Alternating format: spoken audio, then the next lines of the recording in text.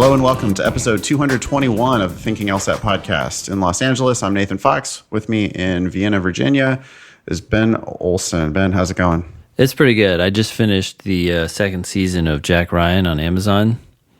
Oh, yeah? And it went totally downhill. But for some reason, I had to finish it. I don't know. It just was like beyond believableness or whatever. So, yeah, lots of shows do that. They make one good season or two good seasons and then just start to fade, but keep trying to print money. Yeah. That's a bummer. Yeah, it is a bummer. Anyways, that's what's up. My mom thinks I look like that guy, Krasinski. Really? Yeah, I don't really see it so much, but I don't see it either. Okay. He's too good looking. Yeah, I know. I don't know if I'd say that, but okay.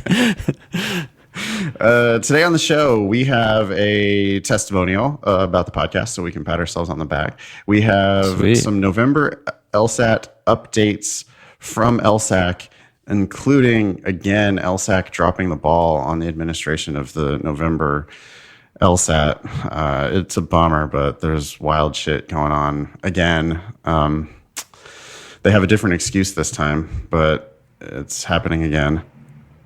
We have a question about California bar accredited schools, which are worth considering, actually. That's not ABA schools. That's just state bar schools. It can be worth considering. So we'll talk about that for a minute. Okay. We have some questions from a dyslexic listener. We have a question about conditional reasoning. And if we have time, we have a diversity statement from Jonathan, and we have a question about how to narrow down your personal statement topic. That should be interesting. Yeah, good. This show will air on Monday, December 2nd. Upcoming events tomorrow, that would be, as you're listening to this, Tuesday, December 3rd is the January LSAT registration deadline. So you got to make sure you sign up 6 weeks in advance for that February 22nd. Sorry, for the January 13th LSAT. You got to make sure you sign up by December 3rd for that. Wow. So that the LSAC can potentially send you an email 2 days beforehand telling you that your site is closed, which they did over this weekend. Wow. So they need a month and a half almost, or at least a month and a week to and then get still ready end up for you. having.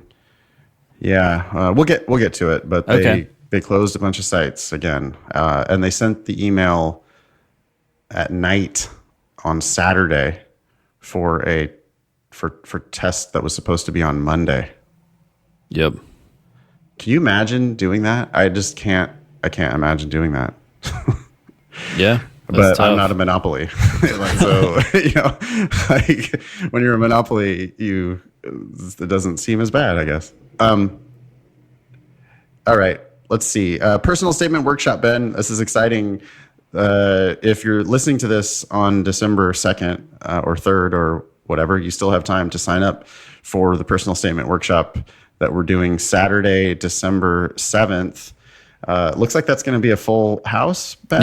Yeah. We just had a bunch of signups over the weekend as well, and today is November 25th. So by the time you hear this, I don't know how many more people will have signed up, but yeah, it's looking to be a fun event. Yeah, space will be limited for that. I mean, we'll probably try to pack the house and let people come and just stand in the back if we're out of seats. But just make sure you register as soon as possible so we can get a head count for that. The last day to submit your personal statement, if you want us to go over that personal statement at the workshop, is December 2nd. Yeah, well, if you're hearing this, oh, that's right. That is so we can at least give you a day or two. Yeah. All right. If you're sooner interested, rather send than it later. to us. And if it makes sense, we'll squeeze it into the agenda. So yeah, but we're gonna have to print those all out and have packets for people at the event. So if you try to send it in on the 6th or 7th. That's not happening. Yeah, that's not happening. Get it to us as soon as you can if you're going to be at the event and you want us to review your personal statement. The event is $25. You can register at thinkinglsat.com. It is free for Demon subscribers and former Demon subscribers. I still don't think we have a venue locked down for that. We're going to do that today, but it's going to be somewhere in New York City. It'll be easy to get to. It's $25 again, or free for Demon subscribers. That's from 1 to 2:30 on December 7th, Saturday. You want to say anything more about that? No, it's going to be fun. Cool. After that, the January LSAT's coming up on the 13th. The February LSAT registration deadline is Tuesday, January 7.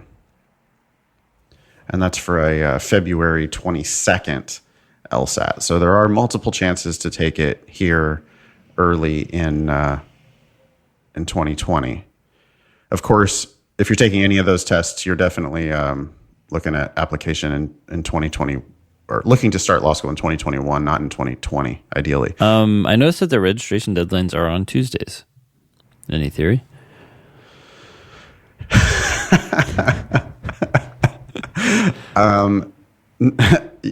No, I have no idea why they would have a registration deadline on a Tuesday. Maybe Monday's too intense. It's like too early in the week, and then they don't want Friday because then people are going to be like missing it and then complaining that they couldn't reach anybody on Saturday. Could be. That's my theory. Let's go with that. I'll go with that. If you want to speculate on why they have their registration deadlines on Tuesdays, you can email the show help@thinkinglsat.com. When you do that, if you send us your selfie of you studying or goofing around with your dog or whatever, it might end up on our social media. So please send that along. Again, help@thinkinglsat.com. Review us on iTunes, please. Just review us everywhere so that you can help other people find us. We still just don't spend money on advertising, and so it's an organic word of mouth type of a deal. So please help spread the word. You want to read this testimonial? Sure. It's long. Damn. Yeah. So who wrote this? Let's see. Braun. Let's go with Braun. Braun wrote this in, I think, using our contact us form on LSAT. That was the best character on Game of Thrones, by the way, was named Braun. Oh, who was that? Which character was that again? Well, it wasn't. This is hilarious about Game of Thrones. There's Braun, Bran, Bryn, Brienne. Wow, you know these names well. I just did like the catch up season right before 8 and then did no, Ben. No. You cannot do that. That is not allowed. What you need to do. I fell off in season 4 when they, castrated that guy. I was like, okay, I'm done with this. This is too much. The truth is, all the seasons of Game of Thrones were awesome except for the last one. It was just they did such a great job until the last season sucked. They did feel like it's such a disservice to all those characters. They just fucked it over so bad. Well, that's interesting because I left in season 4. I was like, this is over the top. I'm done with this BS. And then I watched like the catch up and then watched season 8 and I was like, this is horrible. So I was like, of course, I'm so glad I left. No, the first 7 seasons or whatever it was, when they were taking their time with it, it was delightful. But the thing is, I wouldn't have wanted to watch one season a year. I'm glad I didn't watch it until it was already in the final season. And then I just binged like the first 7 seasons of it. That was my entertainment for like a month or two. I just watched all of it. Yeah. Okay. And then it was super fun. I mean, those characters are amazing. It's like really funny. It's got the action. It's got the I don't know, everything. It's Wait, so who's Braun? You said Braun he's the best character. Yes, Braun is the sellsword. He's the mercenary, just kind of a swordsman. Just kind of a cocky. He's sort of like. Is that the really tall guy? No, you're thinking of like the Hound. Okay, yeah, the Hound. Yeah. No, Braun is he's just a mercenary guy who's basically a kind of a scoundrel, sort of a swordsman guy. Okay. You'd remember. Yeah, I mean, if you saw him, I'm sure you'd remember him. He's just always making jokes and killing people. He's good. Cool. Anyway, yeah, go ahead. Let's read Braun's. All right. So from that guy, he says, I just wanted to take a moment to relay my story because I think it speaks volumes about the effectiveness of the demon. Oh, this is nice to hear. I began studying for the LSAT in June of 2019, picking up Mike Kim's book and starting a self-study process. I had no interest in taking any classes, so I stuck with a regular study schedule for, quote, the self-driven student, as Mike Kim puts it. My first practice test was a 155, and as the summer progressed, I got myself into the mid-160s on my practice tests. That's awesome. I plateaued at that point because I was having trouble understanding why I was getting certain categories of LR questions wrong, and I was still not dominating the logic games.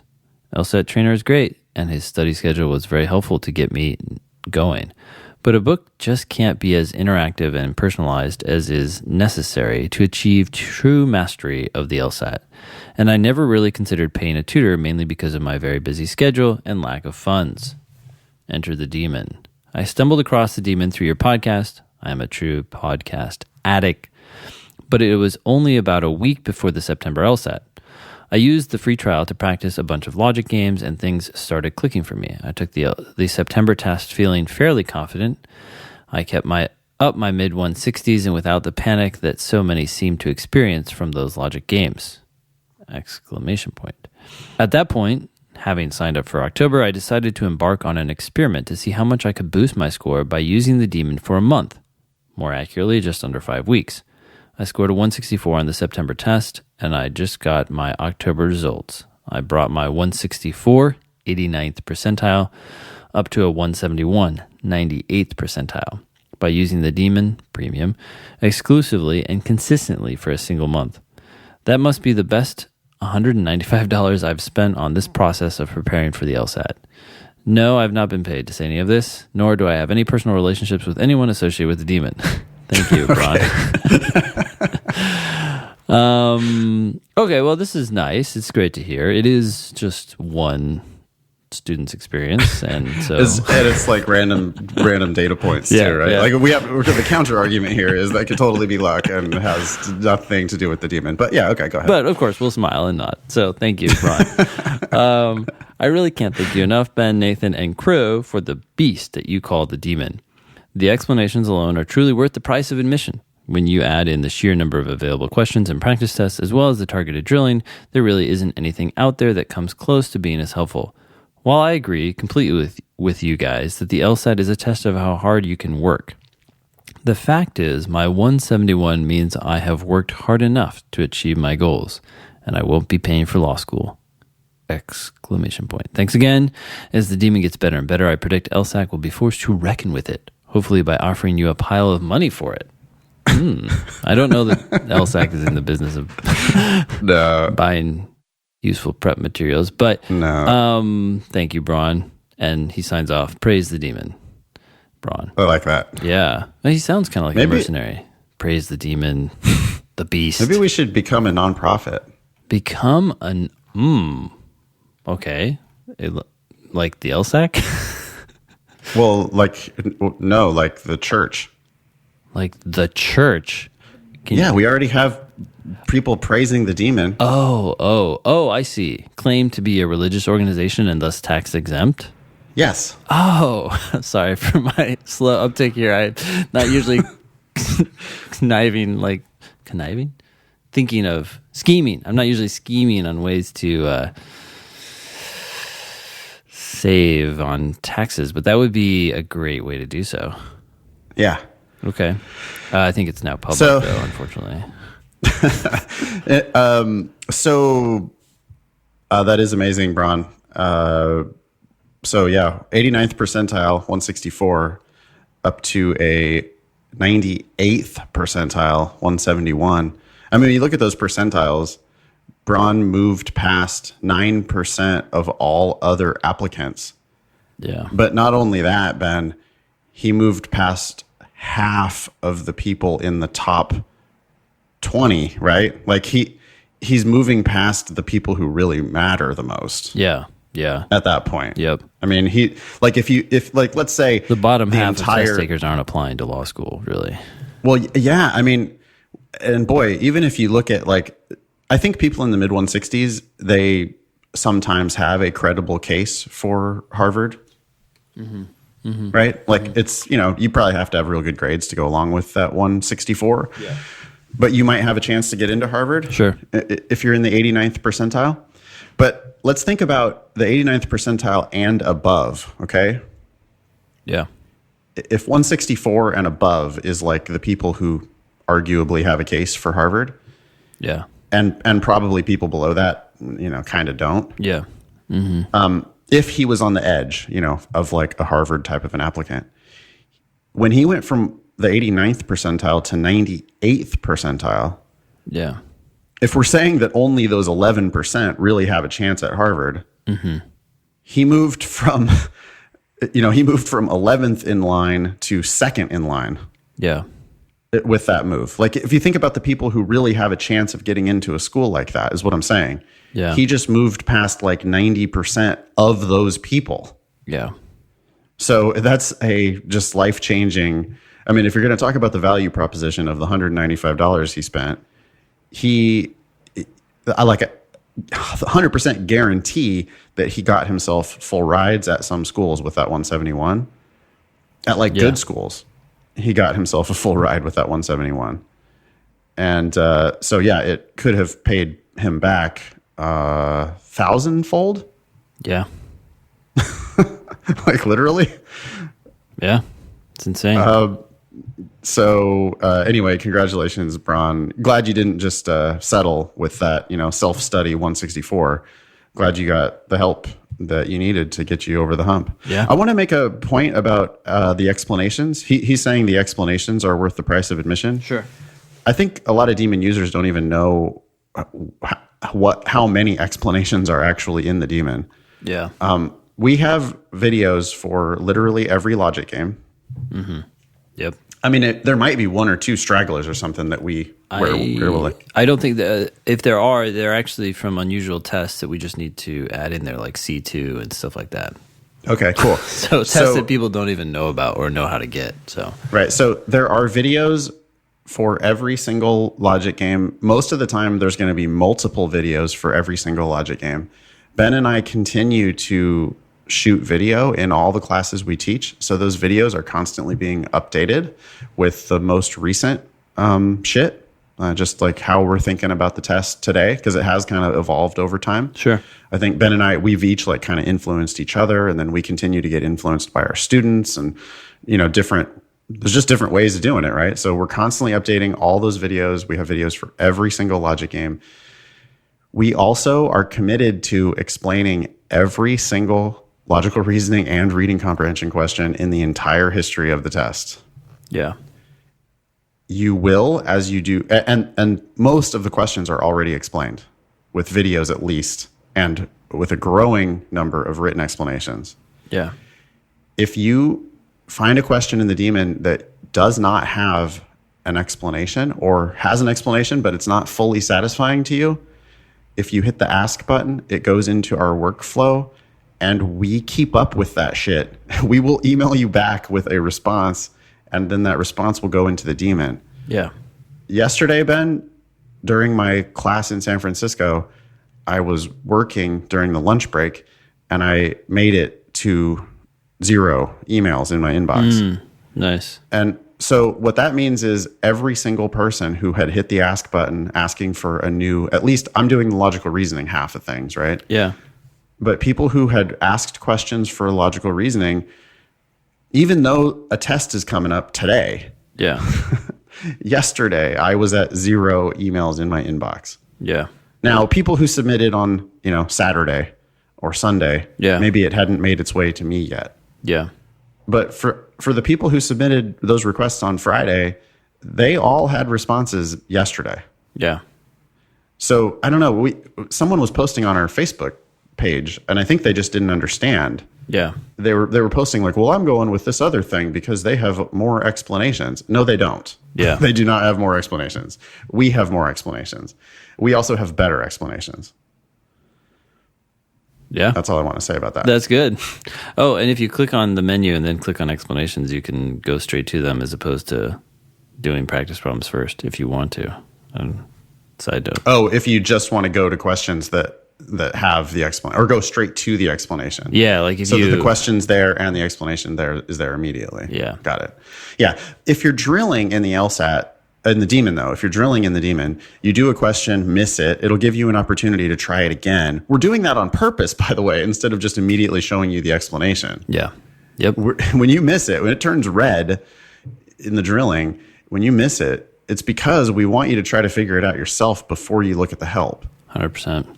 But the help button's right there. So as soon as you decide, okay, I'm giving up, I want to see the explanation, hit help, and all the videos and written explanation, if there is one, it's going to pop right up in the Demon so you can get that help that you need just immediately, right away. Yeah.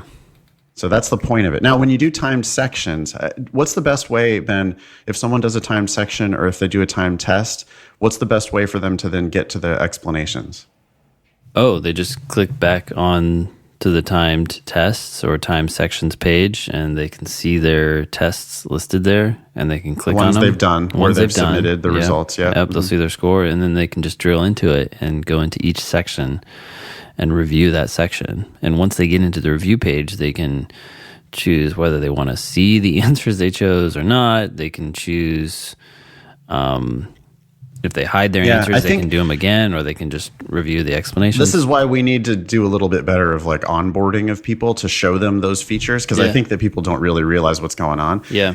You're going to have to turn the explanations on, basically, right? It's just a slider that you click, and then it'll have all the explanations. It'll show you the correct answer, and it'll show you the explanations. Yeah. But by default, we have that stuff off because we want you to be able to, I think, right? When you 100%. First click into it, yep, that's exactly it's off. It's off. So yeah, it's true. I wonder if some people see that and think, oh, there's no explanation here. Maybe the fix is as simple as make the default on, and then just people can turn it off. Yeah, or at least because what I tried to do is avoid the accidental second, right, where you go in there and you see, oh, I got question 3 wrong, and I see what the answer is. I wanted to avoid that, but we're actually working on that as part of 2.0 to make it a little more seamless and a little more obvious. So, okay, yeah. And if anybody has any questions about how the Demon works, like if you don't know how to get to any of these features, we can have one of our awesome team talk to you, and walk you through it. Like we want to hear your feedback on how to make it better, but we also want to hear just anything that you're not 100%, certain of. We want to make sure that you can get the most out of the investment you're making. Yeah, so just email help@lsatdemon.com. Yeah, sounds like Braun definitely got the most out of the Demon. So thanks, Braun, for writing in. Yeah. Okay, I got this email yesterday. This went out to all LSAC licensees. Mm-hmm. This came straight from Kelly Testy, the president and CEO of the Law School Admission Council. Yeah. By the way, her middle name starts with Y. So she amazingly has Y's in her first name, her middle name, and her last name. Interesting. Yeah. Mm-hmm. I'm going to paraphrase. Okay. Yep. November test administration, which is happening today as we record this on November 25th, has 26,000 test takers registered, and it's the largest of the year. We expanded, blah, blah, blah, 500 locations in the U.S. While we were able to seat the vast majority of candidates, we learned last week that one of our staffing partners would not be able to meet our demand for proctors and supervisors at some locations. So, in other words, they have to use like a temp agency or something like that for the proctors. Yeah, this is insightful. I mean, this is, we've said it so many times. Sullivan Learning Center. Sylvan. Sorry. I believe is what it's called. Yeah, Sylvan. That's where you can go sit at a terminal and take the GMAT, the GRE, the NCLEX, any number of other standardized tests. And it's a professionally staffed, I imagine, permanent location with locations everywhere. Aren't there like competitors too to that? Probably, yeah. So right, probably, which just means like if someone doesn't help you out. You just get your product over to someone else, or you offer it through both services. They've just tried to take on all of this. They're all by themselves. Yeah, they made the decision to, like, I guess it's called vertical integration, right? Yes. They decided to try to vertically integrate this, which means that they took all these problems on themselves. For whatever reason, I guess it happened. Okay. Yep. So we should probably stop beating them up for it. Although, now that I think about it, it would probably be super easy for them to just roll back that decision. Like, Sylvan's already set up for it. Yeah. Like, just cut your losses and say, okay, what we're going to be good at is creating the test, maybe even the software, but we'll let you do the administration. That's all they have to do. Yeah. Anyway, our test administration team worked night and day to secure and train replacement staff, to deploy seasoned personnel from other locations, and to implement other solutions that would enable candidates to test at their preferred test center. We were successful in backfilling the staffing needs at a number of test centers. Which, by the way, is a vague number. We all know from taking the LSAT that a number. What number would that be? Some, which means One? at least one. Yeah. But in the end, there were about 30 test centers, many of them intended for 1 or 2 test takers. Again, many of them. How many of them? One of them. Yeah. Where we could not secure and train the necessary staff to be sure that we could offer the high quality testing experience that our candidates need and deserve. So, in other words, we fucked up on the staffing and we had to close 30 test centers. Yep. We have notified all of the affected registrants via email. That email, Ben, went out on Saturday night. And this email went out to us yesterday, Sunday. That's so interesting. I don't understand why. I guess they wanted to let people know as soon as possible, but it seems like if they've been working on this problem, right, they could have anticipated this and at least sent it out Friday morning so people had time to contact them. It's like they're biting off more than they can chew, right? Like they keep thinking they can do it, but then they can't do it. Yeah. And so then it results in all of these last minute cancellations, which, I mean, it happened at the previous administration. What was that now? September? The September test? No, October. The October test, when we had people like getting a last minute, like they were already at the hotel. Yeah. That they were staying at overnight so that they could take the LSAT the next day. Yeah. And then now they're getting canceled on Sunday. Yeah. Well, I guess now we moved it up to, we're going to cancel people on Saturday night. Mm-hmm. Like after the phones were already closed. Yeah. We've notified all of the affected registrants via email, and we're going to follow up by phone call or text for those we haven't heard back from. And sincere apologies, blah, blah, blah. Number of options for how they can proceed. So the options are... also, I would appreciate your help in assuring them that we will reschedule them promptly and conveniently so that their scores are reported at the same time as they would have been if they had sat for the test on Monday. Okay, but that's only if you take their mandated retake date, which, by the way, is for those who wish to take the exam as soon as possible. We will be offering them a makeup exam on Sunday, December 8th. This will be a paper test and will be a non-disclosed administration. As noted above, scores will be received in alignment with the regular November cycle. At least they're doing that. Yeah, that's good. Which does make me wonder why they don't just release the scores faster for everybody. I guess it's a small group of people. Yeah. Still, what's that have to do with it?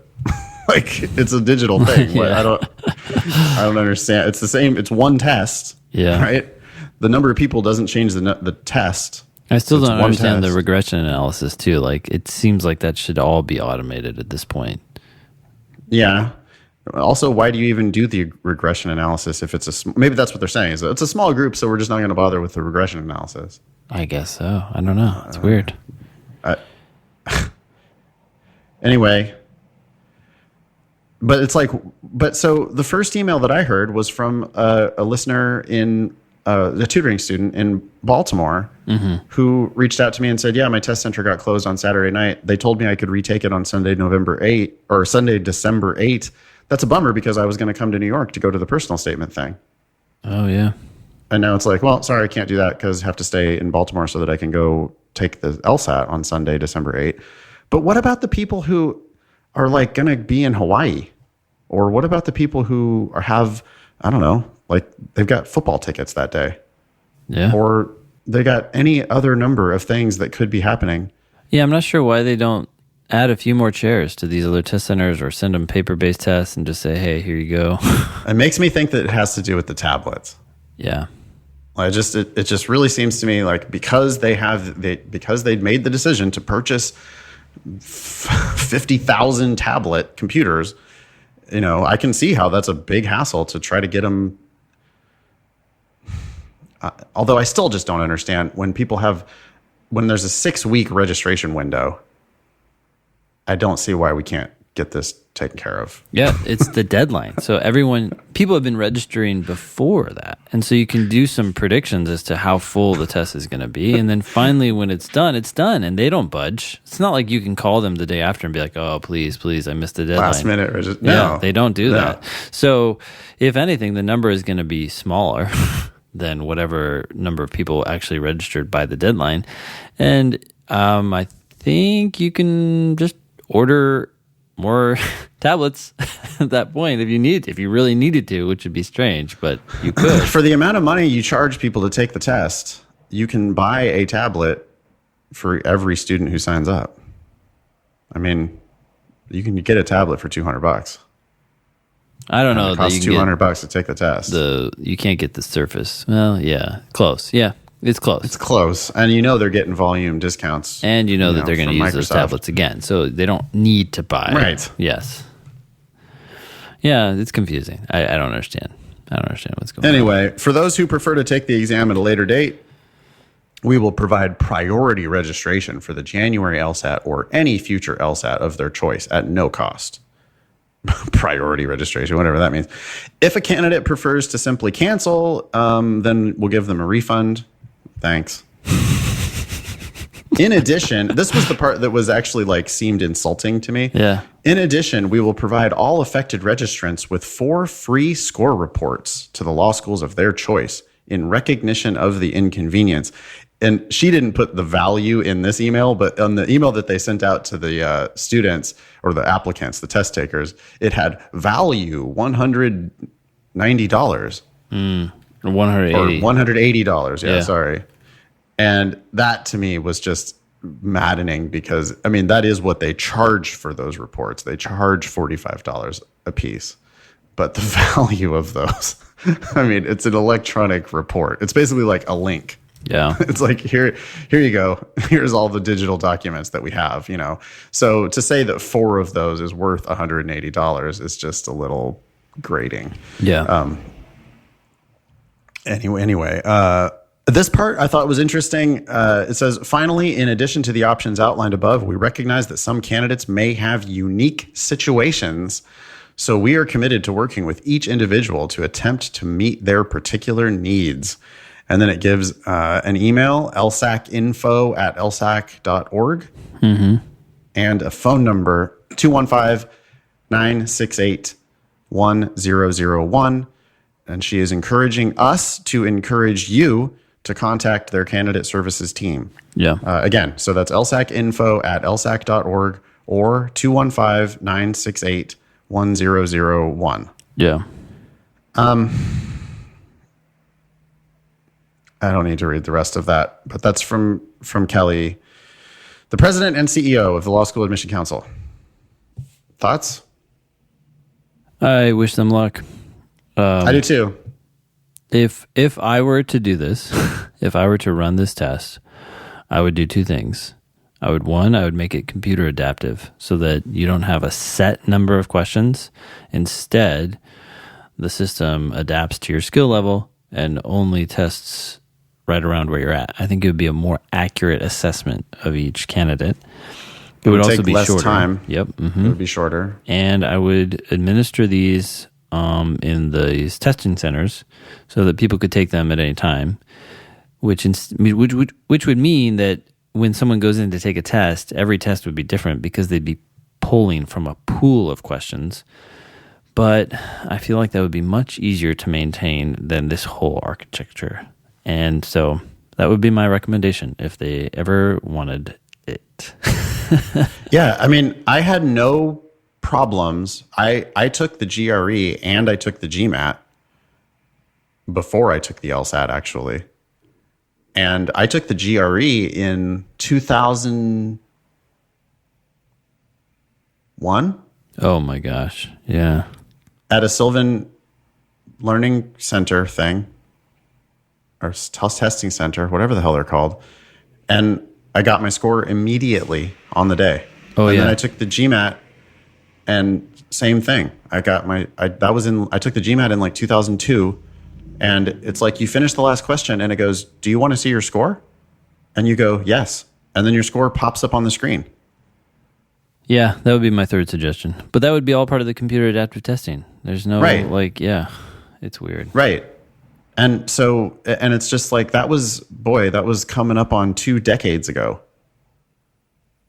And as far as I know, it's still real easy to do that. So I don't know if it's like they're doing it because it costs too much money for them to do that, like, or they just want to keep too much of the profits, or if it's because they're so protective of their questions and they just think they can do a better job of security or something. I don't know. That's a good question. I mean, how much of it is the money here? And I don't necessarily understand that motivation either, since they're nonprofits. So it's not like these people are they're not necessarily taking away a lot of money individually, right? Like, maybe I'm just ignorant and I don't know how these things work, but like, they have had this system in place for a long time, and as a monopoly over the law school, like, test-taking process, I'm sure that they've made a ton of money, and maybe shifting to this other model, they would have to give up a huge percentage of that.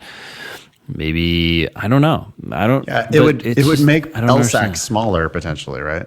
Like, if you're the executive, if you're like at the top of this chain, you might not like this plan of moving all this all this activity over to Sylvan, right? Like, they would no longer have staffing partners.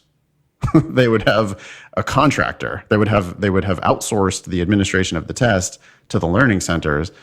Then they wouldn't have to have this big customer service department and the testing day department and all of these, sub departments or whatever. So sometimes what happens, I'm not saying that this is what happened in the LSAC specifically, but sometimes what happens in big organizations is that the managers, the higher up they go, the more they, what they really want is to manage. And so, of course, they want to keep the whole thing in-house because they want to have this big empire to oversee. But the problem is, like, this is a lot of applicants, a lot of customers that are being affected negatively. Well, it's not just negatively. It's also that, like, if you did it a different way, it would be so much better. It's not just they can't deliver the current system. It's like the difference between a gas car and an electric car, right? Like, you can make your gas car work better and better, or you can just try a whole new system. And there are downsides to that too, but maybe a hybrid is the best option. But, like, I don't know. Like, they need a computer adaptive test would be a game changer, administered through other places. That would just dramatically change everything. I don't know. Anyways. Yeah. I was telling my class yesterday in San Francisco, I'm like, well, listen, there's nothing really you can do about it. I mean, you can plan ahead. You can hopefully have multiple retake dates on your schedule. But I was like, listen, the deadline for January is coming up, right? The deadline for January is on, again, where is that? December 3rd. It's a Tuesday. December 3rd. A Tuesday, right? Always a Tuesday. Remember that. December 3rd is the registration deadline for the January LSAT. And I'm telling my students, like, if you think you're going to be ready, then you need to apply. You need to sign up by December 3rd, which is 8 days from today, as I'm recording this. And you also need to kind of plan for potentially LSAC will close your registration. Like they'll close your testing center at the very last minute. Yeah. Like you just need to actually expect that. Yeah. Because that's the best mentally, that's the best way you can prepare is to just, okay, hope for the best, but also plan for the worst. So I don't know, man, if I was serious right now about the LSAT, like let's say I had just been taking a class or I've been studying seriously for a while, my practice tests are getting close to where I want them. Yeah. I would actually have all of the test administrations in my area, like all of those would be blocked off on my calendar. Yeah. Like all of them between now and September of 2020. Yeah. I'd have all those dates blocked off on my calendar. And of course, some of them are going to conflict, but that's the point is that because you're going to have one or two or more conflicts, you should have all those dates on your calendar. Yeah. Because it could be not just the conflicts in your actual life. It can also be maybe the test doesn't go that well for you and you need to retake. And then it can also be now the LSAC canceling things at the last minute. I don't know. Yeah. All right. Should we move on? We should. Is this another update? This is what went out. This is the email that went out with the final reminders. This is the email that people get when they're registered for the test. Okay. And it just made me laugh. Some of the stuff in here I think is pretty funny. Okay. Why don't you just take a look at it? All right. Do you want me to just start reading it? Yes. Okay. Dear registrant, this is from LSAC. Our records indicate that you are registered to take the November 2019 Law School Admission Test, LSAT. Okay. as if they're confused as to what they've signed up for. Below you will find information about important LSAT testing regulations designed to prevent test takers from trying to gain an unfair advantage on the test. Oh, boy. Wow. One thing about LSAC that I just can't get over is their wordiness. Can they just cut to the chase? I'm almost tired of reading this email. They're a bunch of lawyers, Well, you could say this. You don't even have to say any of this so far. Here are some rules. Follow them. Yeah. We all know. Sup, fool? What's up, fool? Sup, fool? You're signed up for the LSAT. You don't even need to say that. They know that, right? It's like, yeah, I don't know. Dear registrant, here are some rules. Anyways, the intent of these procedures is to promote a fair testing environment for all test takers. Really? Interesting. Bold, identification. You will be required to present a valid government-issued ID that is current or has expired within 90 days of your test date and contains a recent and recognizable photo. The first and last name on your ID must match exactly the first and last name on your LSAT admission ticket, or you will be denied admission. Please be sure all of your biological data is consistent. Okay, so then they give us a list of acceptable forms of ID. Wow, there's a lot here, actually. So passport book, passport card, driver's license. Just FYI, by the way, if you guys are wondering. State or provided your province issued ID. U.S. military IDs work. Canadian permanent resident card. National ID card, consular card, and certain Canadian health care benefit cards. Wow, lots of options. Okay. Okay, they all must include a recent and recognizable photo, your first and last name, your date of birth. Does your driver's license have your date of birth? It must. Yeah. Yeah, okay. They want to know how old you are. Okay, access to the test center will not be permitted without proper ID. Yes, gosh, we get it. The following are not acceptable forms of ID. Wow, okay, you can't bring your birth certificate. Well, of course, it doesn't have a picture of you on it. Credit cards. Who brings these things? Employee IDs, student IDs. I could see people doing that. Social security cards, social insurance cards. They don't work. Okay. Wow, this keeps going. So, Nathan, that's all just on the IDs. They give you like 12 IDs that will work and then a whole bunch of IDs that won't work. Okay, fine. Listen, driver's license or passport or equivalent. Okay, that's what you need. Birth certificate, social security card is not going to get it done. Yeah. All right. Your credit card is not going to get it done. Okay, so I'm going to skip ahead. They've decided to bold some things here. Maybe those are super important. So under admission ticket, they've bolded the following. The photo on your admission ticket must be different than the one on your government-issued ID. That should be different from, by the way. Okay, interesting. So make sure your photos are different. You're going to take a photo for your admission ticket, and then that's going to be different from the one on your government-issued ID. Next bolded sentence. If you do not present both acceptable identification and your photo-bearing LSAT admission ticket, you will be denied entrance to the testing room and your test registration will be forfeited. Wow. Intense. Oh, this whole paragraph is bolded. To gain admission to the test center, you will be required to sign your LSAT admission ticket at the test center to certify that you agree to be bounded by the terms of LSAT policies at lsat.org and that you are not bringing into the test center a cell phone, or other prohibited items. See below for more information. Okay. So, by the way, you need to do that signing at the test center. Okay. All right. So, hey, here are things that you can bring. A valid ID, a wallet, keys, or car fob, or whatever. Feminine hygiene or medical products. Number 2, pencils, which, by the way, I would recommend. I prefer pencils when doing games. Mechanical pencils are prohibited. They say you can bring a highlighter. I don't see any need for that at all. Nope. An eraser. Oh, and that's only for pencil and paper and pencil tests. Oh, side note, yeah. If you sneak in with a highlighter on your digital LSAT, you could run into problems. You can bring a pencil sharpener, tissues, a beverage in a plastic container or juice box, maximum size 20 ounces or 591 milliliters, and a snack for the break only.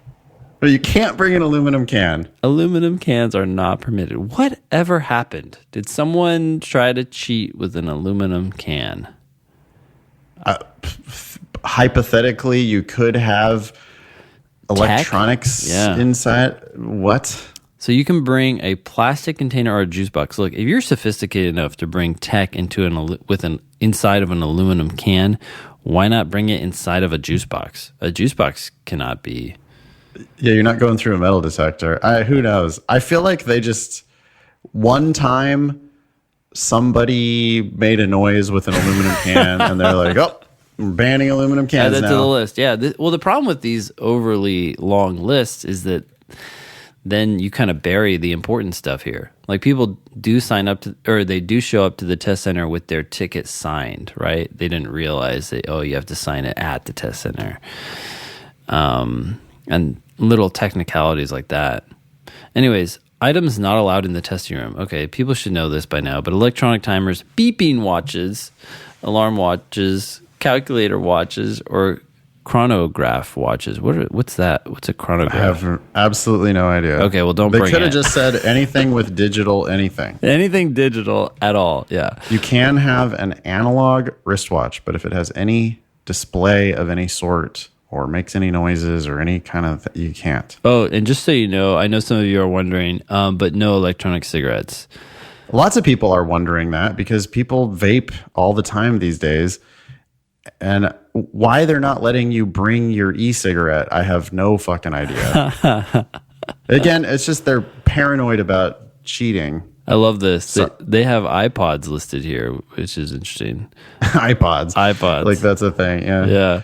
No, all these things. So beepers. People Wait, they have beepers and pagers? Okay, no beepers or pagers. Who's bringing that, by the way? People would never think of these things. Fitness tracking devices, like it's just like a bracelet, your whatever it is. Sure. It's just a little bracelet. Nope, can't have that. Cell phones. Also, you can't use the payphone. Yeah. The use of a payphone is also prohibited. If Good you luck can finding find a payphone, one. but yeah. But nope, can't use it if you do find it. Yeah. Okay. Anyway, all these are on the LSAC website, by the way. All right. Sorry, I'm going to keep skipping ahead to bolded things. Next bolded item. Violations will be grounds for score cancellation. Oh, okay. Dismissals will be reported to LSAC and are grounds for score cancellation and or review by the, quote, misconduct and irregularities in the admission process subcommittee. That's like a formal title. One of those things that would have to go away. That's it. That's all I wanted to. I just wanted to go through that list of all those things again. It's always I'm reading the bold stuff. Apparently that's important, although they do repeat themselves. Who was this? Thank you, LSAC. I'm not going to read who it was. Yep. All right, next one. This is a question about California bar schools. Hey guys, thanks so much for all that you do. I recently discovered your podcast and I've already learned so much! Exclamation point. I'm a 42-year-old California resident and I'm going back to school to pursue a law degree in hopes of becoming an FDA compliance attorney in the supplement industry. I've been in the industry for almost 15 years already. I intend to practice law in California and have no plans of ever moving to another state. I've been looking at CBA, California Bar Accredited Schools, since they are less expensive than ABA schools and also have special programs for mature students entering law school later in life like myself. Okay. I'm not really that interested in the special programs, but the fact that they're cheaper is a real good reason to consider California bar schools. I've heard conflicting advice on attending state bar accredited schools as opposed to ABA accredited schools. What is your advice to someone who only wants to practice law in the state where they attend school? I already know what field of law I want to practice in, and it does not require a law degree from a top school, but I'm still concerned and would like to know your professional advice on this. Thank you, Julie. So just to recap, Ben, Julie's been in the industry. This is FDA compliance in the supplement industry. Okay. Got it. She's been in that industry for almost 15 years. And it sounds like she has been working kind of shoulder to shoulder with lawyers. Sounds like it. And she wants to stay in that field. Like, it sounds like she knows FDA compliance attorneys. 100%. And she's thinking, hey, I'm never going to move out of California. California bar accredited schools do certify you to sit for the California bar exam. Why don't I just consider a California bar school? What do you think? So I don't know the consequences of not going to an ABA school outside of California, but it sounds like this is a perfectly fine option. That said, I guess if you could go to an ABA school for free, I might just opt for that. Yeah, I think the California bar schools are not going to be giving scholarships because they're not like competitive with the ABA schools. Yeah. But they are immensely cheaper and easy to get into. And, you know, for Julie, it might be really hard for her to potentially, I have no idea. I mean, this email is pretty well written. I don't think she's going to really struggle on the LSAT. But, you know, depending how much LSAT prep she's done and depending on how hard of a time she's having and depending on if there's maybe there's a really convenient California bar school close to her that works with her family. Maybe she could go part-time, you know, keep her job, do this California bar school if it's right in her backyard. Mm-hmm. Some of these schools, you know, they cost, instead of $50,000 a year, they cost $8,000 a year. Yeah. That's kind of, you know, I mean, that's the equivalent of getting an 80 or 90% scholarship to an ABA school. The consequences that I know of are these. It will not certify you to take the bar in another state. So, you know, you got to be sure you're going to stay in California. I do think, though, that once you pass the California bar exam, I imagine there's some sort of a program for taking the bar in other states if you're already licensed in California. Yeah. Gotta be, right? You're a licensed attorney in the state of California and you want to move to Maryland. Surely Maryland would let you take their bar exam if you already passed the California bar. Yeah. Okay. You will have to take, Julie, you will have to take the baby bar. I want the baby bar at every school.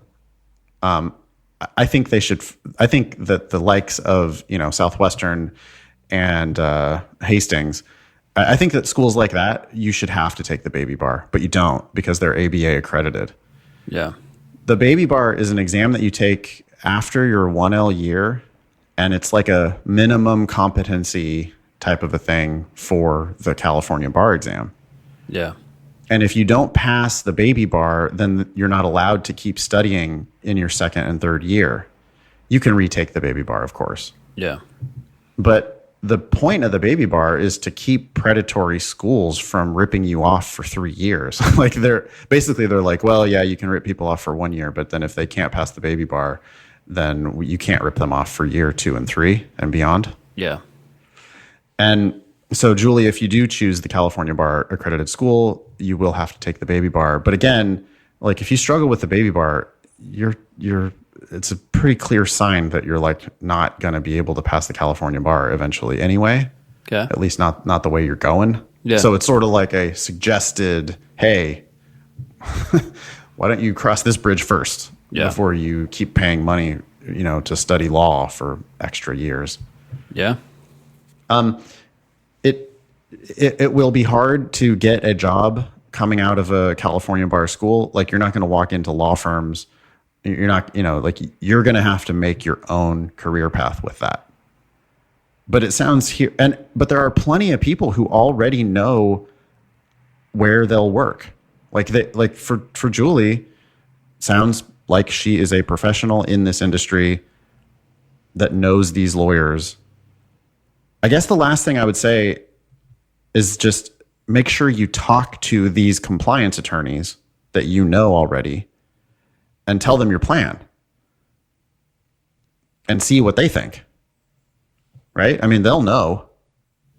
Yeah, that was going to be my first advice. Just ask them, like, oh, do you think I can do this and get your job? But she did say she's heard conflicting advice. So I wonder if she's already talked to them and they don't know. But then you just need to go talk to maybe the people who make these hiring decisions and say, hey, can I do this? Yeah, you have. What are you looking for?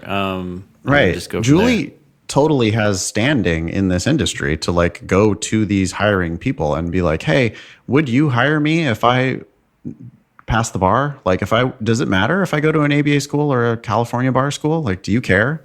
Yeah. I can certainly see people like depending who you ask, right? What I want her to do is she needs to find people who have done this, right? If you can't find somebody who has actually done this, then maybe it's not a thing that can be done. That could be a red flag. But or you're going to become a pioneer and be the first person who ever did that. That's possible too. But I would look for the people who did do that. Because when you ask the people who went to ABA schools, I can see them just being like, oh, no.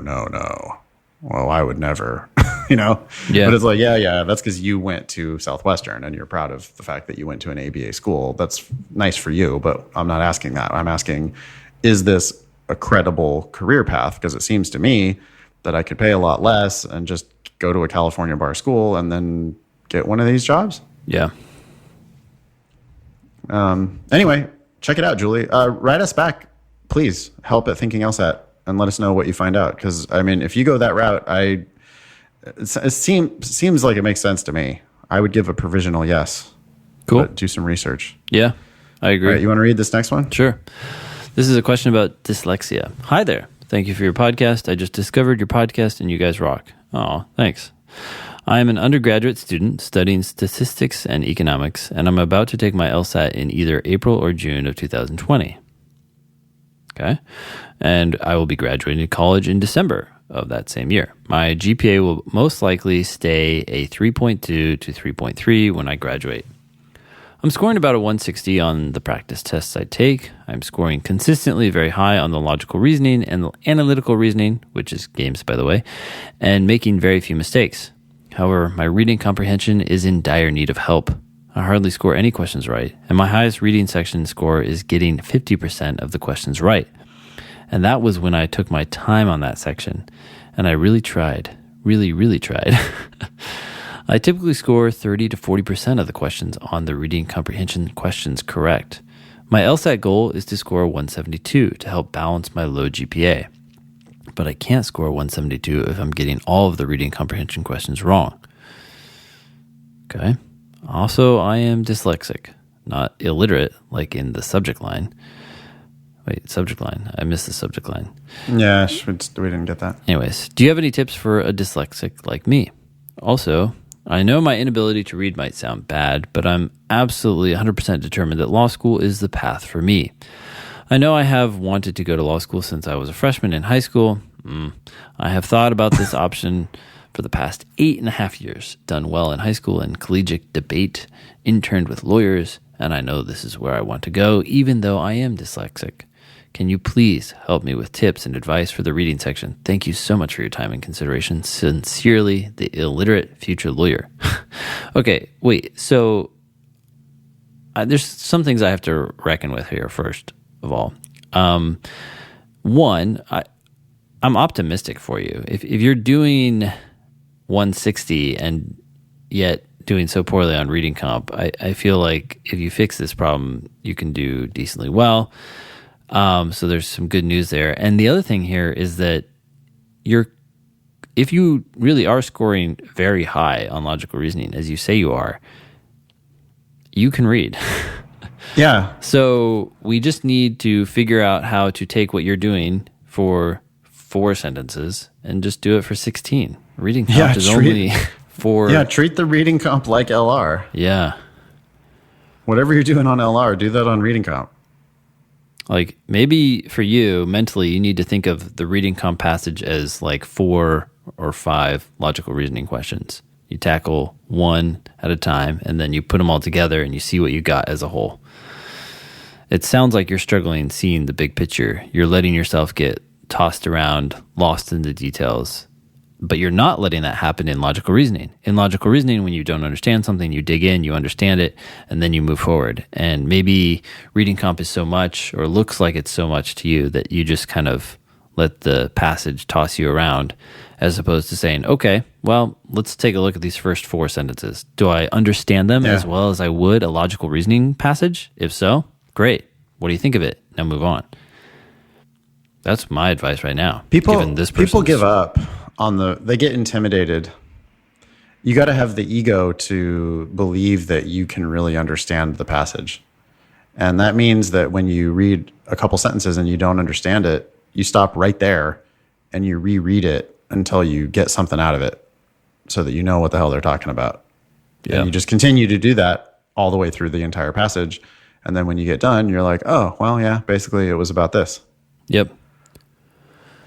I think yeah. Go ahead. Well, this person is making jokes about being illiterate, right? Mm-hmm. But I think you're letting that happen. You're losing the battle of will, I think, is my hypothesis.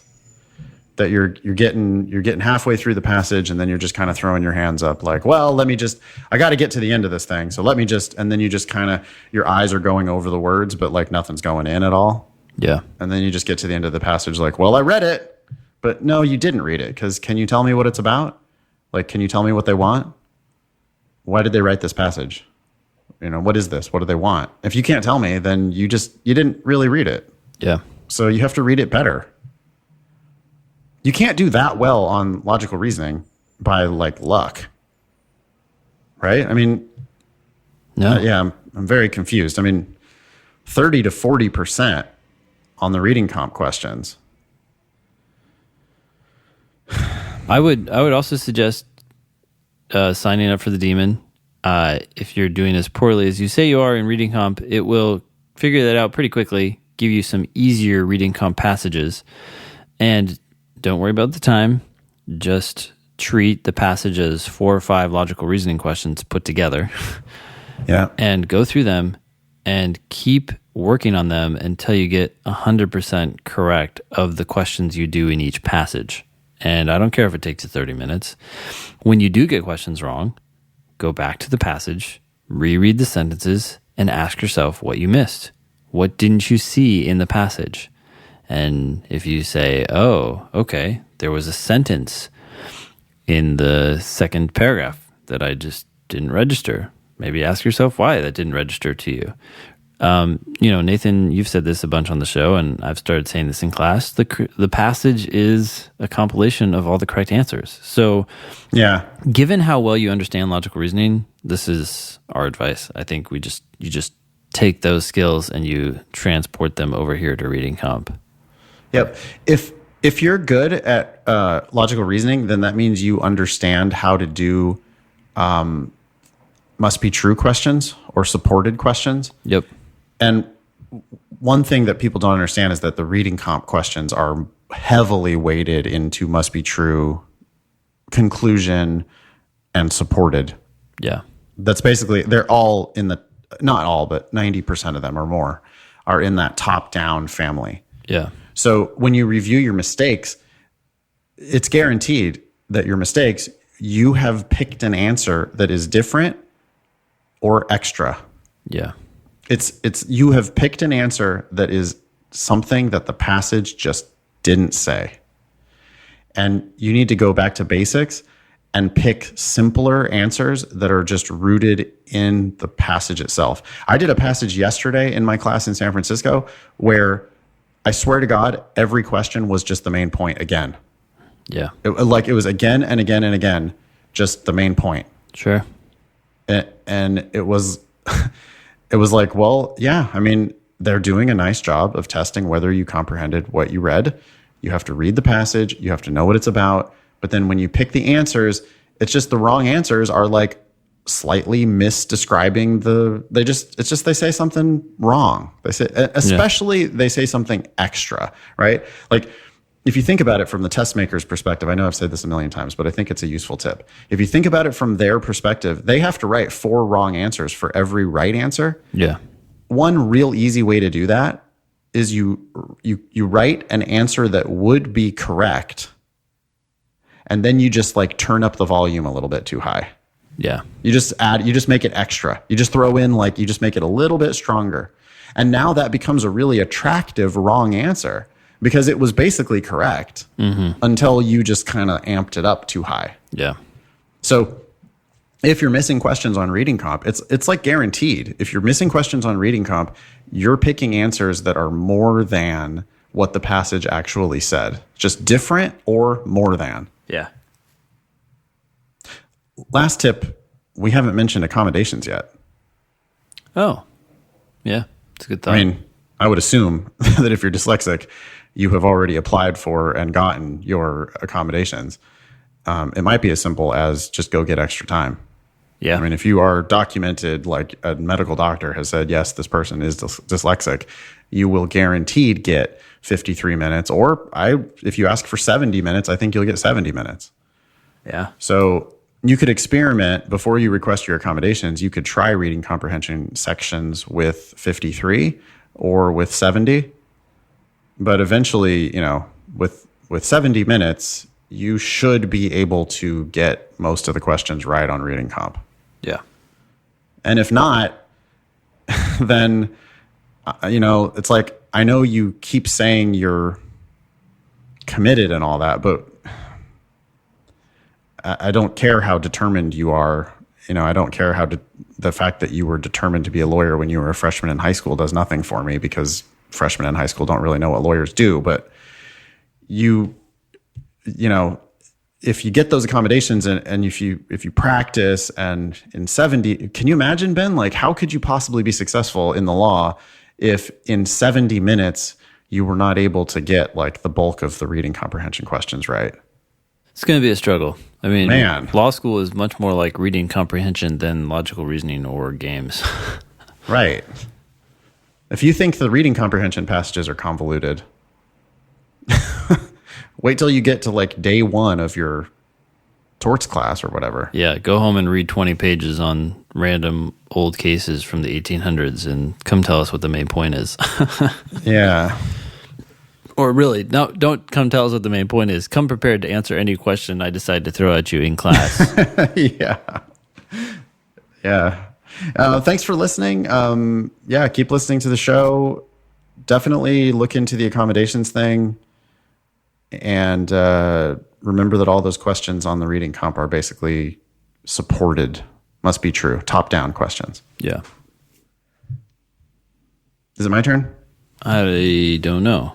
It's a question about biconditionals. Yeah. I think this will be a pretty quick one. Sure. Hi, I've been listening to the podcast for a few weeks now. The podcast has been great. My only complaint is that it's only once a week! ! I want to run a question by you guys considering biconditional rules. The question stems from practice test 29, section 3, game 1. I don't think that's really relevant. It just says bill 1 can't be paid on the same day as bill 5. I remember this game. Mm-hmm. Yep. You have bills 1 through 7, and you're going to pay them all on a, Wednesday or Thursday, I think it was. Yeah. And you have to divide them between Wednesday and Thursday. And the rule says bill 1 cannot be paid on the same day as 5. And by the way, there were only 2 days. There was Wednesday and Thursday. Right. Wednesday and Thursday, and that's it. Bill 1 can't be paid on the same day as day 5. I converted the logic, and then it's got a double arrow here, okay? So an arrow that goes in both directions.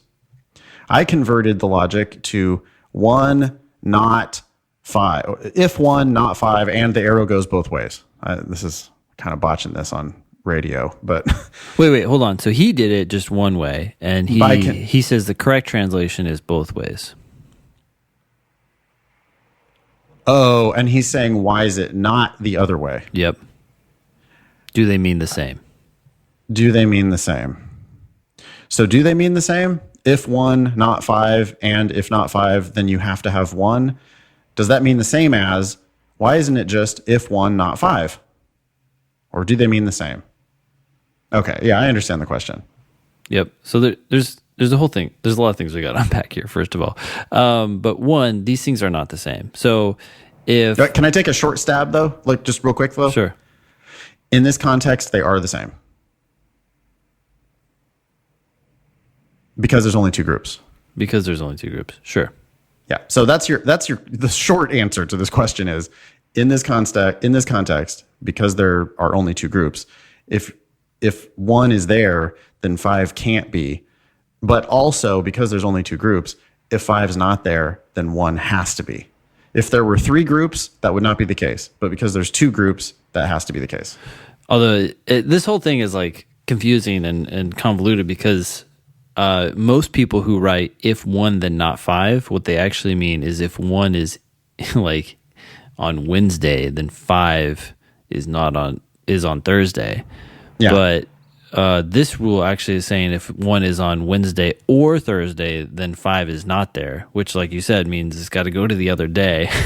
So these 2 things in this particular game do mean the same thing, but normally they don't. If the arrows go both ways, then that means that the 2 conditions are mutually dependent on each other. So if one happens, the other one has to happen, and vice versa, which means they're either both going to happen or they're both not going to happen.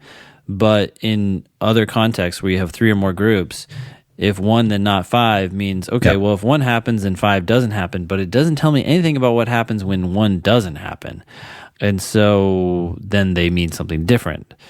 Forget all of this, though. The easiest way to represent this rule when you have 2 groups, a Wednesday and a Thursday, and they tell you that bill 1 cannot be paid on the same day as bill 5. Yep. And they all have to be paid. They all have to be paid. That means you're going to have 1 bill on one of the days and you're going to have bill 5 on the other day. So I just put a 1 on Wednesday and a 5 on Thursday, and then had an arc going back and forth. That's one way to do it. You could do 2 worlds. I think I decided not to in this game because I don't think any of the other rules link into 1 or 5. But if they did, then you certainly would want to create 2 worlds. One where 1 is on Wednesday and 5 is on Thursday, and then one where 5 is on Wednesday and 1 is on Thursday. You can get rid of you can skip all of this if-then convoluted garbage and just start focusing on what's happening. But even in this game, where I don't think it makes sense to do worlds on the basis of 1 and 5, you just do 1 on one and 5 on the other, and then you have an arc showing that they're going back and forth, because that's all that's really happening here. Yeah, all you have to do is just take up those spots. Yep. Right? So that is an important little trick. Seat the assholes first, I like to call it. Sure. 1 and 5 are assholes. They can never be in the same group. Okay, fine. But they do have to each go in one of the groups. So yeah, fine. So I'll put 1 in one, 5 in the other, and put that arc in between the 2 to show that they can flip-flop. Now you've taken up those seats, and then that might have bearing on that the other. Does. Yeah, that can be very helpful. Yeah. You're like, now, anyway. If either of these players was mentioned in even one more rule, I would be probably making worlds. Oh, for sure. Well, probably. Yeah, most likely, right? Well, it's real fast to do it, right? 1 and 5, 5 and 1 takes no time. And then if it's like, if 5's on Wednesday, then blah, blah, blah. It's like, yeah, okay, let me just sort that out in the world where 5's on Wednesday. Yep. Right? Because it doesn't apply in the other world. If you want to see exactly what we're talking about, go to lsatdemon.com, create a free account, log in, click on the menu, then click on explanations, scroll down to prep test 29, click on game 1, and just hit that video, and you can see exactly what we mean by the arc and so on. Yeah, keep practicing. The Demon has every logic game ever, and it has explanations for every logic game ever, multiple explanations for every logic game ever. The LSAT logic games are testing how hard you can work. And if you can work real hard, you can improve like immensely on the games. We're here to help, but you're going to have to do that work first and then watch all the videos. I have a student in my class right now, or just the class that just ended yesterday in San Francisco. Really sweet. She told me on Saturday during the lunch or whatever break, she said that she's still really struggling with the games. And I asked, how many of the games do you think you've done? Just, like total. How many logic games have you done? Yeah. And she's like, 20.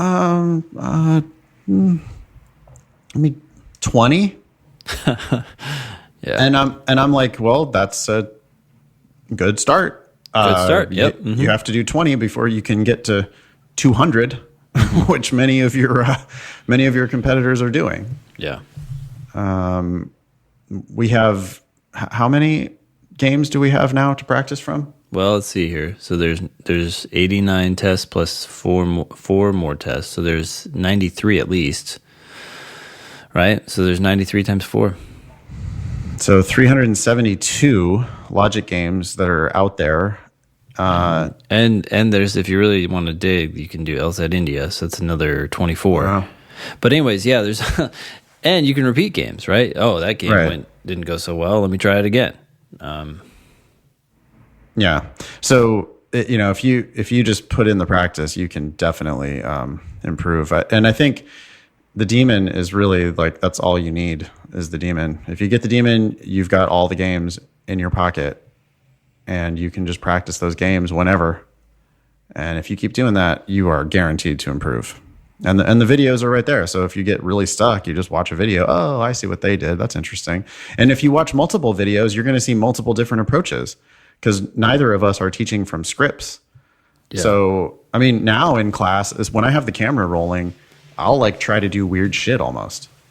It's just like, well, let me try it in this totally different way and see what happens. Yeah. And it always works. Because we have all those videos. So it's like you can check out different ways of doing it and see which one you like better. Ready for this diversity statement? Yeah, so Jonathan's diversity statement. It looks really long. It looks really long. And by the way, Jonathan, it looks like you did this, what's this called? Justified? Where you like, as opposed to right justified or left justified, it's going to full the justified. Full is what justified. What that's okay. called. Yeah, that's absolutely wrong. Do not do that. Yeah. Okay. So I just made it right justified or left justified. In any case, John writes, this is a diversity statement, by the way. While I would not consider my racial or ethnic background necessarily diverse. Okay, that's concerning. Well, I wouldn't consider it necessarily diverse. In other words, what you're saying is you're white. Are you white? Yeah, like what's going on here? Just omit. Cut that. Yep. Okay? Mm-hmm. He continues, I believe that my STEM background, science, technology, engineering, and math, if you don't know what that is, would bring a diverse perspective to law school. Okay, what you believe doesn't matter. Yeah, just say it. Yep. Don't ever say, I believe that. Just say, my STEM background would bring a diverse perspective to law school. That's your conclusion. But you can say that without, I believe that. He continues, my STEM background has provided me with invaluable experiences that have shaped my career pursuits. Okay. Yeah. By the way, just a general pet peeve. I hate it when I don't hate it. I strongly dislike when these young applicants refer to their career. That's fine. You said that before. If you have a career, but most people have been working for a year or two. Or you're still in college. Or you're still in college. It's like, this is not a career, buddy. This is just, it's the beginning of one, but it's not a career. Anyways, it's overselling. That's all it is. And it's too high level. It's not specific. It's a conclusion. Mm-hmm. You're telling me that these experiences were invaluable. Yeah. Why?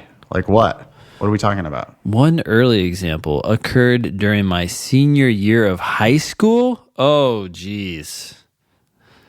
Okay. Yeah. You just told me about your career, so I was expecting maybe you've been doing something in STEM for 5 years. And now you're telling me that an early example occurred during your senior year of high school. Mentioning high school is a clear sign of immaturity.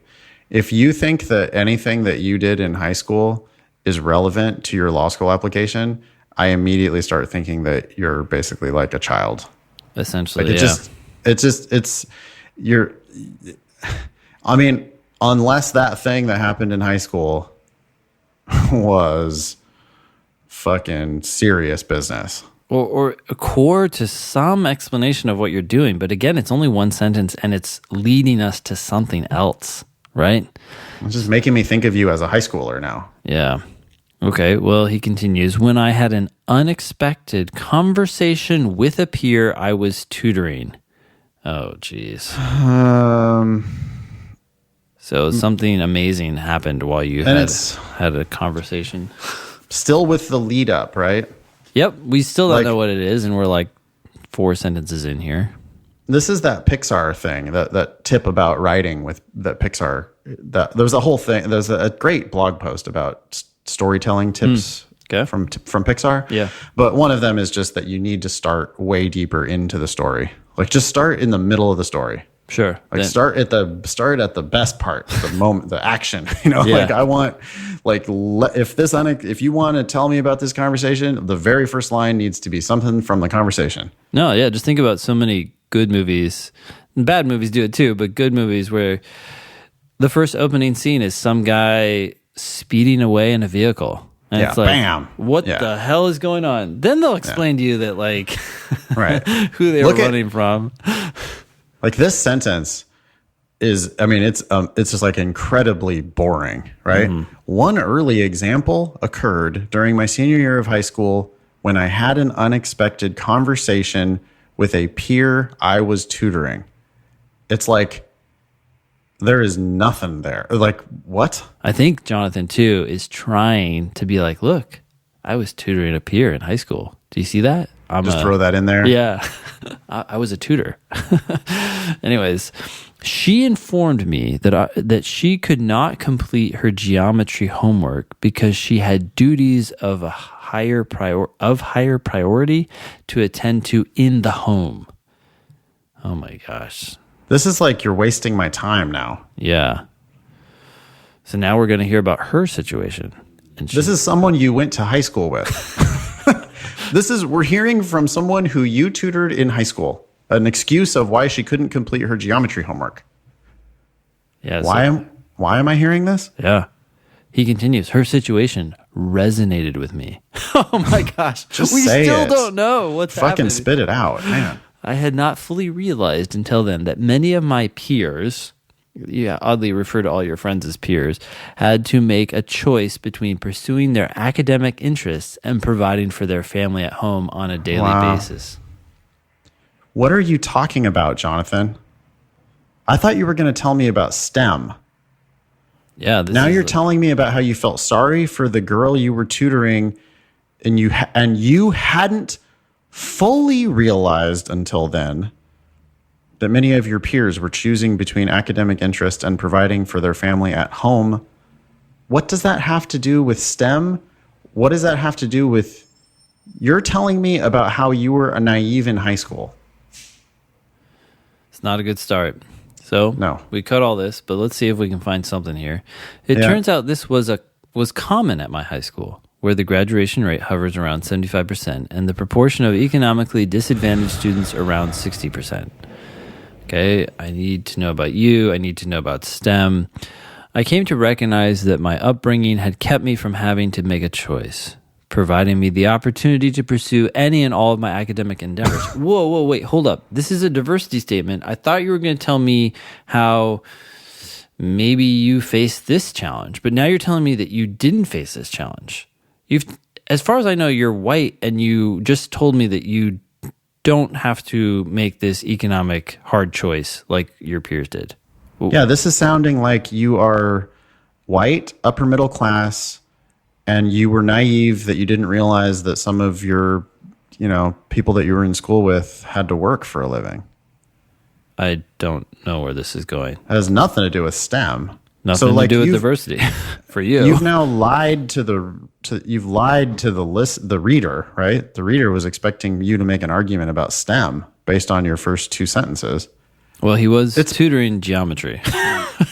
That's what STEM has to do with it, is because he was tutoring geometry, and that's how he met this. I guess. Hey, that's the best we got. That's the best case we can make for it. All right, so cut all that. Weird. Yeah. Okay.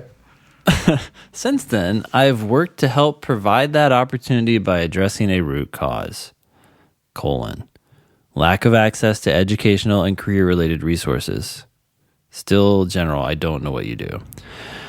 It was with this mindset that I decided to become a teaching assistant for the introductory materials science class in college, allowing me to be an active force in the educational process. Really? You got paid for that job, dude. I don't. Doesn't that not feel like a stretch there? It feels like a stretch. I'm not saying even if this is true, let's just say that it's true. You don't say this. Allowing me to be an active force in the educational process, like you're way overselling stuff. You need to say, I decided to be a TA.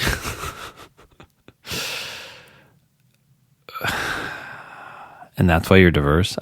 We gotta get more here. I've since continued to pursue opportunities that support education as a for inspiration and recognition of science and technology, Lego League, and MathWorks Mentor. Jeez, that's a long name. A first Lego League, the acronym is FIRST. Lego League and MathWorks Mentor, leading weekly sessions with middle school students. Here, I am able to provide an engineer's perspective. Are you an engineer? I'm able to provide an engineer's perspective on simple math and robotics problems, and more importantly, show students in the real world impact of the problems they are working to solve. Okay, you're telling us that you show them this. We don't see you doing that, so we don't know how you do that or that you do that. This is some just like bloviating about. It's like a second. Your diversity statement is not a second personal statement.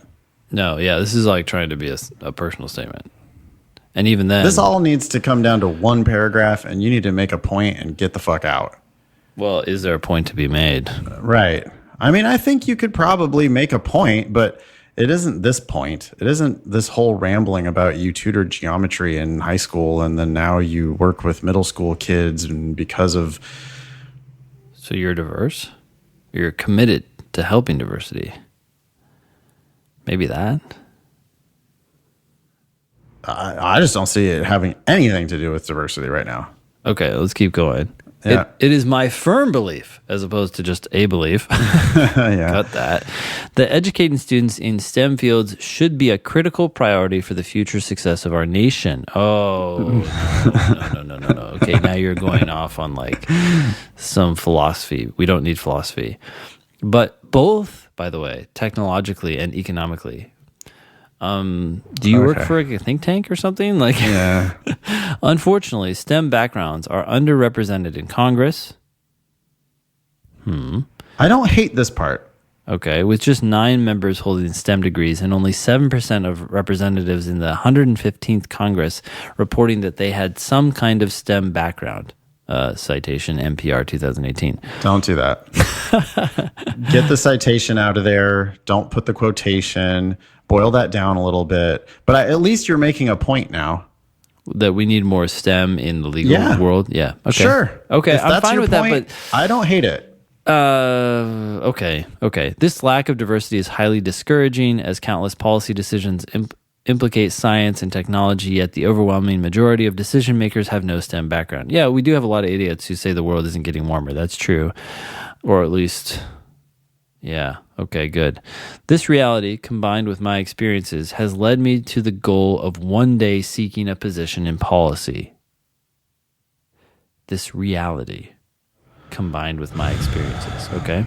Ideally, I want to run for Congress in my home district in Western New York. A law school education would give me better insight into the legal aspects of public policy and form a diverse ideological basis from which I may best pursue expansion of access to educational and career-related resources, especially as it pertains to the STEM field. Whoa. That last sentence. Wow. How many words is that? Yeah. Oh, sorry. I got to always do the word count on that. That is 44 words. Don't we have a hard cap at 35? And even that's bad. Well, I learned 35, but I'm lowering that. Let's go to 30, probably more like 25. Well, yeah, we're talking about like a hard cap. Like realistically, you're going to be oscillating between 10 and 20. Except for most people who are bad writers. And I'm not saying that Jonathan's a bad writer, because he's actually not that bad. He's just wordy. Like he needs to be edited way wordy, down. And he's talking about the wrong things. He's totally talking about the wrong things. You say, what makes someone a good writer? Well, you got to talk about the right things. You got to talk about them more concisely and with less puff. Write three sentences that says, just state the facts about the rarity of STEM in law school and in Congress. Yep. And that's why you're going to bring diversity. Yeah. Boom. Out. Drop the mic. Get the fuck out. Don't ramble on and on. Jonathan, you're being so disrespectful of your reader's time when you're rambling about the whole thing about the geometry student and that she couldn't, her sob story about how she had to work or whatever. What does that have? That has nothing to do with your case. Nope. I'm just not buying the point about the reason why I decided to become a teaching assistant is so that I could expand diversity, blah, blah, blah. I mean, that might be true, Jonathan, but even if it is, it just sounds like a lie. So don't say it. Make the point about you. You're diverse because you have a STEM background. That's it. Yeah. That's a fucking fact, by the way. If they actually are interested in diversity in the classroom, because they keep saying it's not just racial diversity, it's all different sorts of diversity. Okay, yeah. So if they are, which they should be, genuinely concerned with diversity, then yeah, you do totally bring diversity. Like there are many law schools that are going to have 0 STEM people in the entire class. So you do bring diversity. So great. So say that. Sweet. Thanks, Jonathan. Got time? Yeah, thanks, Jonathan. Yeah. Just keep it short, dude. You gotta cut that down like 90%. Yeah. I'm wondering if we have time for this. Yeah. I have time. It's up to you. Okay. It's not a whole personal statement. It's just a question about personal statements. All right, let's rock through it. Want me to read it fast? Yeah, go for it. Hey, y'all. I love the podcast. I'm thankful for all the time and resources you both invest in LSAT students. Nathan, I just finished your quick and dirty LSAT primer. It helped me feel confident jumping into timed sections and made me laugh along the way. Feel free to use my name if you read this on the show. This is Devin. Thank you very much, Devin. That book, by the way, is called Introducing the LSAT, and it only costs like $5 or $6 on Amazon, so everybody should buy it. Agreed. After listening to countless episodes of you guys gloriously ripping into personal statements, I feel fairly confident about drafting my own. That's what we're here for, to help you build confidence. My problem is that I'm struggling with what topic to write about. I have 3 different routes I could take. 1, my experience working in a law firm full-time during the first 2 years of my undergrad. Okay, sounds too young, but let's keep hearing. But at least it's a law firm. I like that. And he's working. And you're working. Yep. Yes. Good. 2, my experience working as a research and business development assistant for a commercial brokerage company, which I'm doing now. Okay, sounds more promising. Or 3, my experience coaching a competitive high school dance team while still working full-time and being a full-time student. I'm seeing pros and cons to all 3. I suppose this is a good problem to have, right? Yes. Yes, it is. All right. I'll just go through these and then we'll talk about it. Sure. For my law firm, it could be impressive that I had an internship there while I was in high school. Nah, don't care about that. Then got hired full-time once I graduated. I worked there full-time and rose through the ranks from an intern to a receptionist to a paralegal, all while taking a full schedule of night classes. The caveats are that I would be making myself seem young, and lots of candidates work in law firms. For my current job, I could write about all of the organizational and research systems I've implemented for my team. There's the potential for lots of showing and doing, but I fear that it will sound pretty boring, especially with it not being directly law related. So that's just another concern. Okay, for coaching, it would be more interesting to read, and it would explain an odd thing on my resume. I can also show, quote, doing here because I managed the entire dance program of a high school. I was hired by the county as an independent contractor, so it's legit, haha. I handle practices, games, competitions, finances, fundraising, budget of $25,000, traveling plans. This takes up about 10 to 12 hours of my week, but because this isn't a professional setting, I'm not sure if it will be as well received. And again, it's not law related. In my dream world, I would write a personal statement encompassing all 3, but I can hear Nathan's exasperated voice saying, no, you need to tell me one story. Any help y'all could give me to point me in the right direction would be much appreciated. I'd also love to submit it for the show once I get through a few drafts. Many thanks, Devin. Yeah. Well, first of all, I definitely want you to submit it to the show because if we can help you get on the right topic and then see what you get from that, that would be, I think, good for listeners to hear. Second thing is we say repeatedly on the show that you need to show us doing lawyer shit, and we don't actually mean legal work. We mean getting things done, taking on challenges that are tough and solving problems. That is lawyer shit. It doesn't necessarily mean working in a law firm. In fact, working in a law firm could be a negative because so many other candidates do that. You seem to acknowledge that a little bit here, but you seem to be worried that your last 2 topics are not law related. And I don't care about that if they show you being a badass. That's really what we're saying. Law firms are a really great place to work really hard, and it's really easy for the reader. It's really easy for the reader to see what you've done and just be like, "Oh, yep, totally." Like you're a kick-ass litigation paralegal. Oh, I don't care what kind of paralegal you are, but if you can show that you are a kick-ass paralegal and that you work with lawyers all the time and you know what that's like, yes, I think that those always make a compelling statement, even if it is common. Even if it is common, because it does show you know what you're getting into, right? You can't go be a good paralegal and not see the grueling hours that these people put in, see the kind of work that they have to deal with, and then still want to go to law school? Okay, great. We're not worried about you coming here and going, oh shit, what am I doing here? Which is what I did. Yeah. The problem is that, yeah, I mean, my only problem with Devin going down the law firm route, is that it was an internship while you're in high school. I don't really care about that part that much. I want to hear about the full-time work. Yeah. So he did become a paralegal there, but again, it still was a while ago. What have you done since then? That would be the question in the back of my mind. It sounds like you've done some good stuff, and it sounds like you've done the coaching while you're still doing it. It sounds like, right? This takes up about 10 to 12 hours of my week. So I could see a personal statement in which he or she, we don't know. Talks about these 2 things, and I could see that. I don't know. It depends on how much there is to say here, but they could actually kind of go together to show, look how much I'm doing. This is what I do at my job, and by the way, this is what I do at night. It's like, wow, you're doing amazing things at both places, and this is happening at the same time. You clearly can carry a full schedule. But I could also see a statement in which we just talk about the current work and all the amazing things you do there, or we just talk about the coaching and see you organize and run this program. That would show me that you're a hard worker and can take on lots of work. But I almost wonder if there's a statement here where we talk about both. I could see that. It would have to be concise, and you'd have to know how to pull this all together, but I could see that. The current job. The current job and the current, and making it clear that those things are happening right now. That's what lawyers do, is they work all the time. Right. And they run their kids, they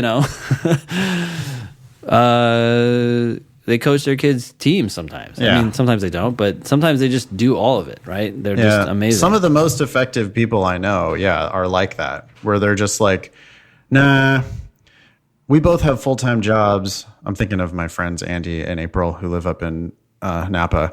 Neither of them are lawyers, but they both work their asses off. And it's like, well, yeah, we both have full-time jobs, but we decided this year that we'll both coach. I'll coach Julian's team, and April's going to coach Cole's team. And it's just easier that way.